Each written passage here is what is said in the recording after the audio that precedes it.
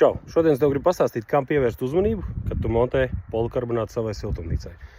Polikarbonātam ir divas puses – interjera puse un eksterjera puse. Eksterjera puse ir ar UV aizsardzības slāni, un šeit mēs varam redzēt, kas notiek, ja polikarbonātu uzliek otrādā. Tātad šeit ir uzskatām redzams. Šī loksnīte ir uzlikta pareizi, un viņa joprojām tur viss saules stars, bet šī ir uzlikta visa otrādāk. Un tas ir pilnīgi viena un tā paša ražotāja loksnes, vienā un tajā pašā laikā uzlikts, tikai viena ir uzlikta pareizi, ar pareizo pusi uz āru, un otra uzlikta otrādāk. Un tas nozīmē, ka viss tas polikarbonāts paliek tāds trausls, kā var redzēt tādas mikroplaisiņas, un tur iekšā ir ūdens dzīvojās, un tāpat tās arī visādi netīrumi tiek iekšā.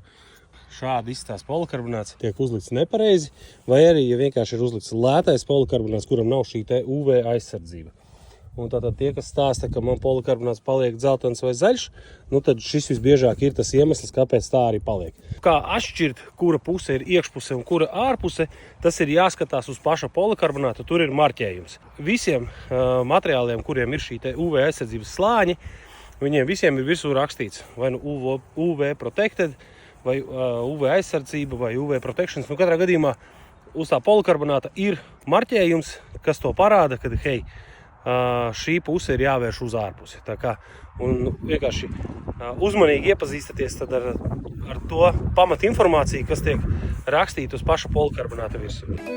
Ralfhaus atbrauks un izdarīs.